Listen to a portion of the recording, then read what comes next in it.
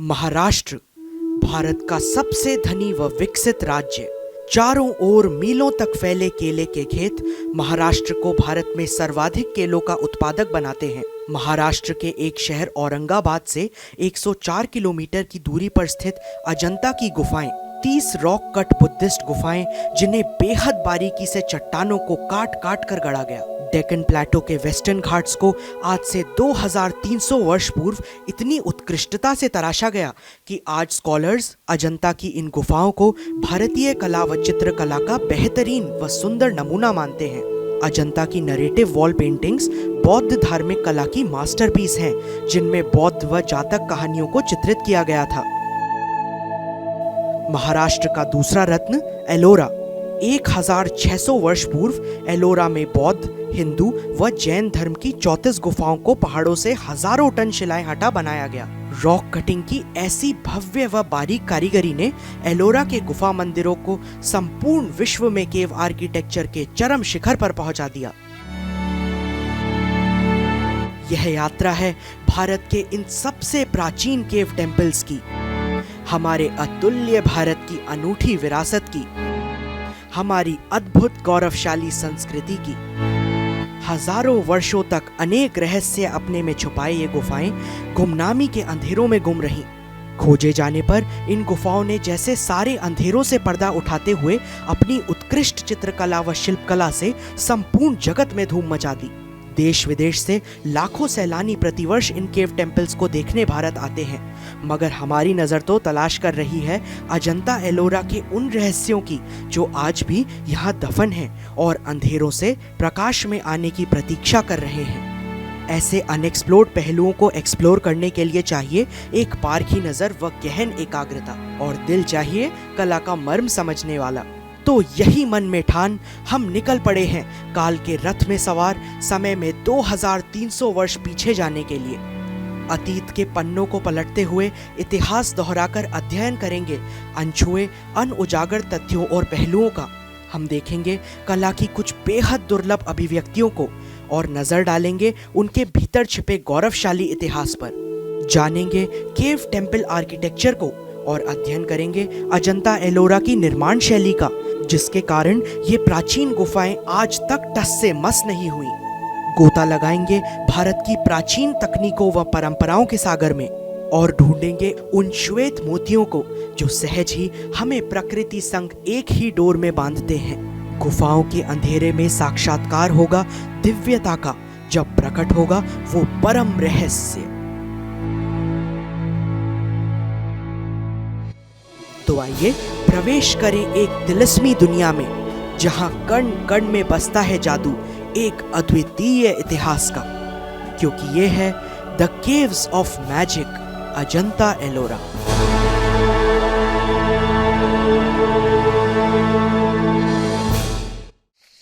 कैलाशनाथ गुफा मंदिर का आर्किटेक्चर एक हिंदू मंदिर की स्थापत्य शैली के बिल्कुल अनुरूप है।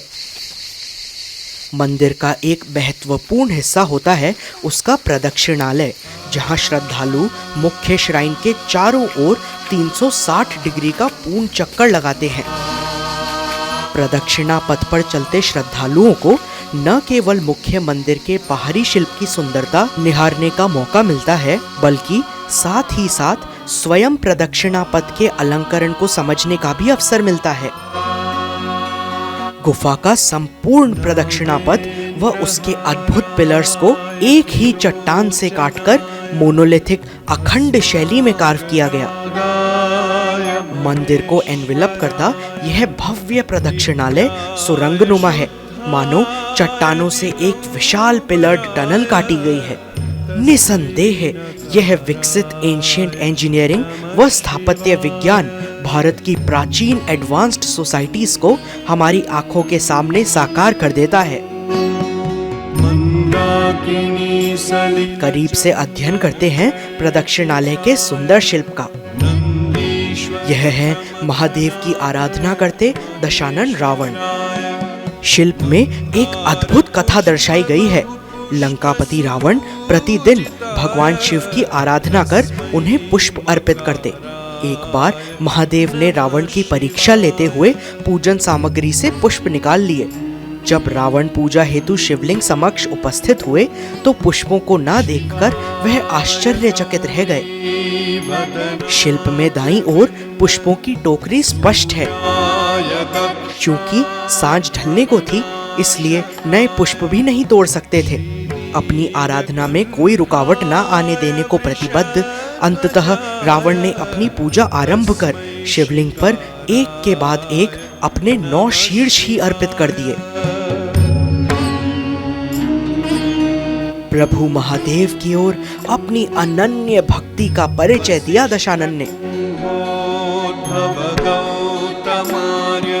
जब अंतिम 10वां शीर्ष काटने का समय आया, तब रावण ने एक हाथ में अपनी खड़ग धारण की तथा दूसरे हाथ से सिर को काटने पर नीचे गिरने से रोकने हेतु प्रयोग में लिया। किंतु तत्क्षण भगवान शिव अपने परम भक्त के समक्ष प्रकट हुए और प्रसन्न होकर दशानन को आशीर्वाद दिया।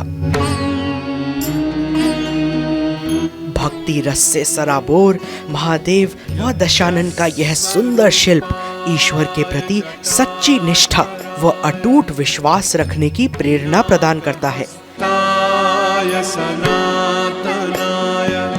इस नश्वर संसार में केवल मात्र वह ही अटल सत्य है। तस्मै यकाराय नमः शिवाय। ओम नमः शिवाय। महादेव के सबसे प्रिय भक्त नंदी, जो स्वयं शिव वाहन भी है। यहाँ भगवान शिव व देवी पार्वती के अनेक अनूठे शिल्प हैं।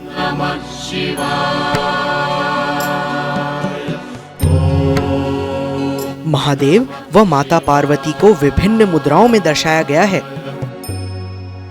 प्रतीत होता है कि यह 3 डायमेंशनल शिल्प बाहर की ओर निकला अलग से स्थापित किया गया है, मगर सच्चाई यह है कि शिल्प दीवार समेत संपूर्ण अखंड गुफा चट्टान का ही एक हिस्सा है। इसे एक अद्भुत त्रिआयामी स्वरूप दिया गया है।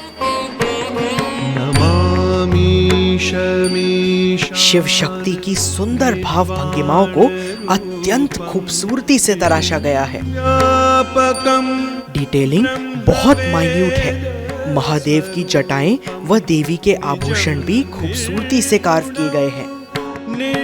केवल मात्र यह सोचकर ही बेहद आश्चर्य होता है कि इतने विराट स्तर पर गुफा मंदिर का उत्खनन किया गया, वह भी एक ही सिंगल पीस में, एक ही अखंड चट्टान से मोनोलिथिक स्वरूप में, बिल्कुल स्पष्ट है।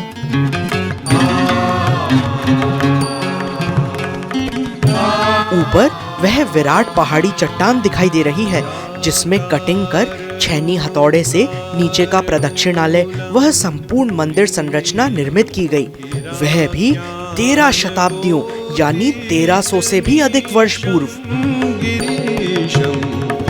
85,000 क्यूबिक मीटर की 2 लाख टन से भी अधिक वजनी शिलाओं को सहस्त्र वर्ष पूर्व कैसे इतनी उत्कृष्टता से काटा गया, यह हमारे लिए सदा ही एक रहस्य बना रहेगा। यह गुफा दरअसल सही मायने में एक रॉक कटआउट है। लाखों टन वजनी पत्थरों को एक विशाल चट्टान से अलग कर हटा दिया गया, जिससे तैयार हुई सुंदर शिल्पों से जड़ी एक नायाब वास्तु रचना कैलाशनाथ मंदिर। शिल्पियों का वास्तु ज्ञान व मैथमेटिकल सिद्धांतों पर गहरी पकड़ एकदम स्पष्ट है। इसलिए ही स्कॉलर्स कहते हैं कि यदि ताजमहल एक हीरा है, तो अजंता एलोरा है हीरों की खान, निसंदेह। यहाँ शिल्प की एक अनोखी थीम है, शिव पार्वती के खेल का चित्रण।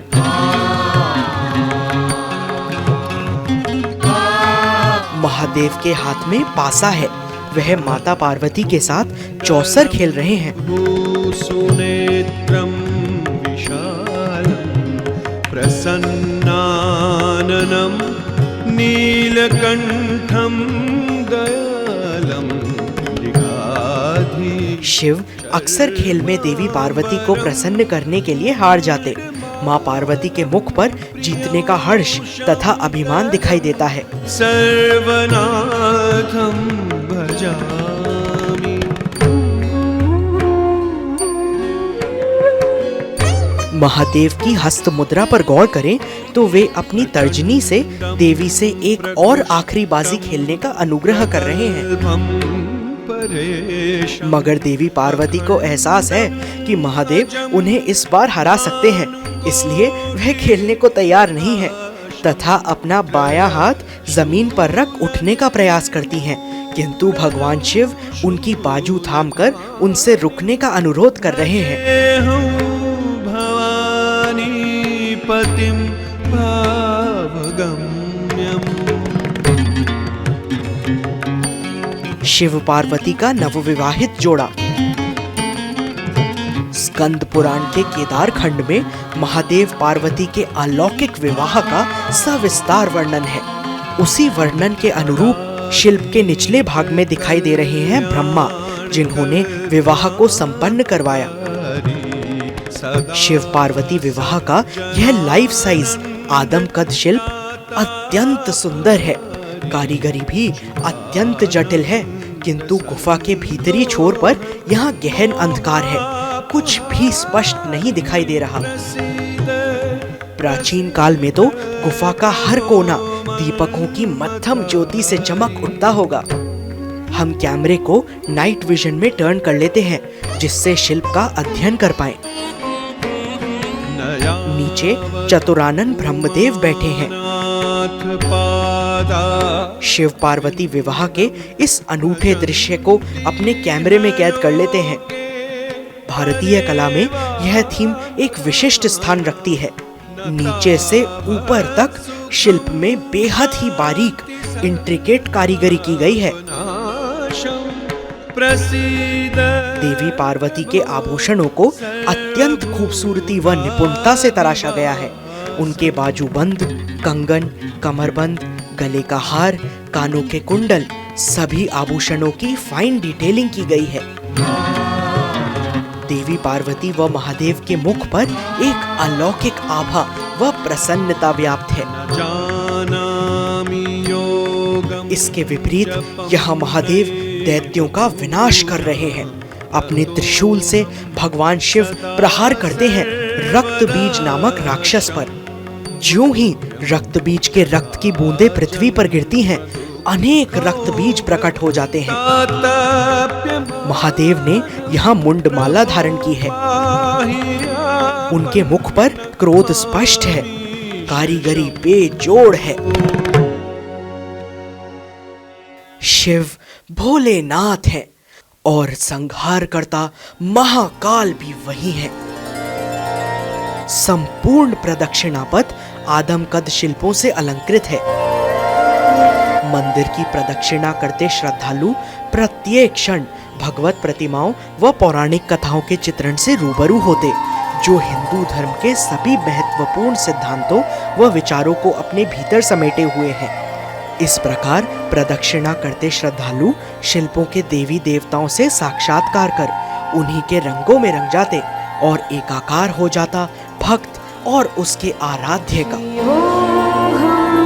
प्रदक्षिणा से उत्पन्न गति इस अनूठे संगम को और अधिक सुदृढ़ कर देती। मंदिर ईश्वर के प्रत्यक्षीकरण का केंद्र होता, जहाँ न केवल गर्भगृह परंतु सभी ओर प्रदक्षिणा पथ तक में केवल शिव ही शिव होते। यहाँ चित्रण है शिव पुराण में वर्णित महादेव के ज्योतिर्लिंग स्वरूप का। शिव यहाँ प्रकाश के एक अनंत स्तंभ के रूप में शोभायमान देवादिदेव महादेव हैं, जिनका नमन कर रहे हैं सभी देवी देवता।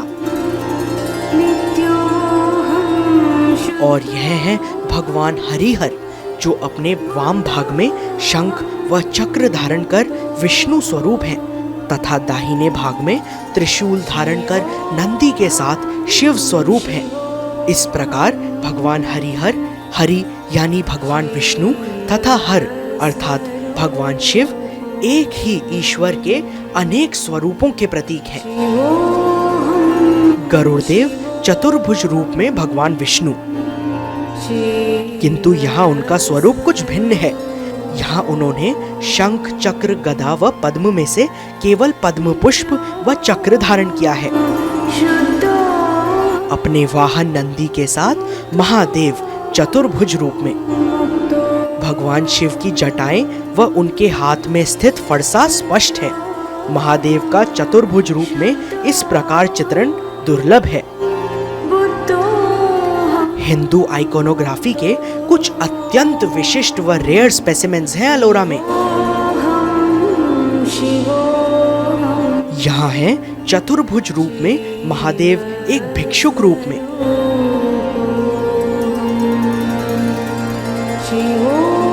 महादेव ने अपने हाथ में धारण किया है भिक्षा पात्र। माँ पार्वती उन्हें अन्नदान प्रदान कर रही हैं, अतः उनका नाम हुआ माँ अन्नपूर्णा। वह ही शिव तथा समस्त संसार की क्षुधा शांत करने वाली माता है।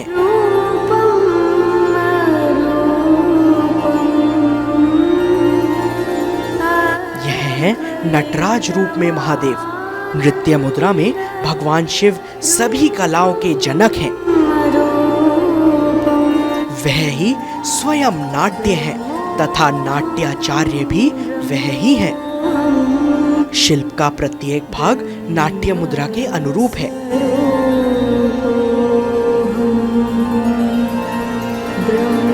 शिव तांडव नृत्य की सभी भाव भंगिमाओं को बेहद बारीकी से गढ़ा गया है। प्रभु की जटाएं, हस्त मुद्राएं, त्रिशूल सभी एकदम स्पष्ट तराशे गए हैं। महादेव की विभिन्न मुद्राओं में नटराज का एक विशेष स्थान है। जटाधर शंकर नटराज रूप में कलाकार व उसकी कला को एक कर उन्हें एक अखंड स्वरूप प्रदान करते हैं, जिसमें कलाकार अपनी रचना से भिन्न नहीं रह जाता, अपितु उसी का एक नितांत हिस्सा बनकर सदा के लिए अमर हो जाता है।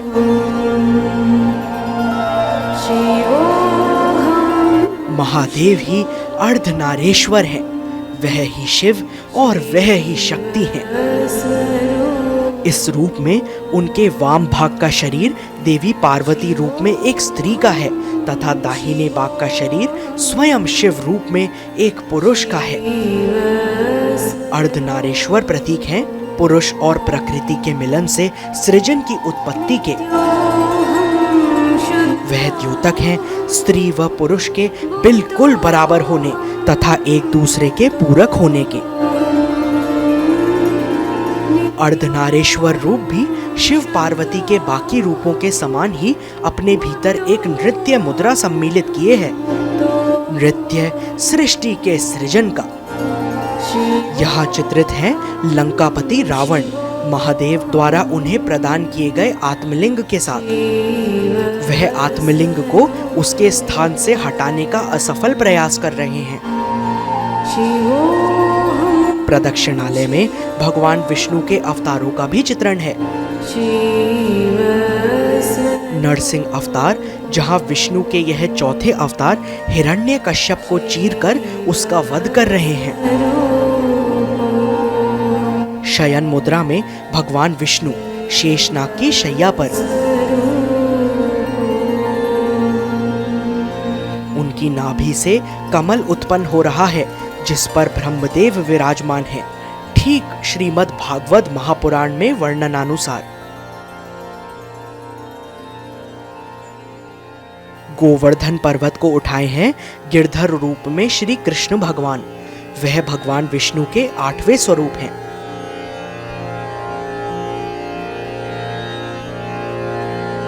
भगवान विष्णु के 5वें अवतार वामन रूप में, जिसमें वे असुरराज बाली को पाताल बिठा रहे हैं।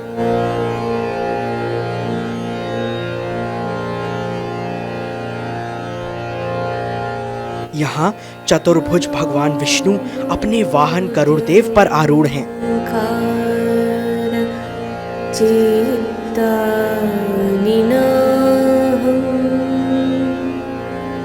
विष्णु के 3रे स्वरूप वराह अवतार एक शूकर रूप में पृथ्वी को उठाए हैं। श्री कृष्ण का कालिया दमन रूप भी चित्रित है, जिसमें भगवान कृष्ण कालिया सर्प का दमन कर रहे हैं।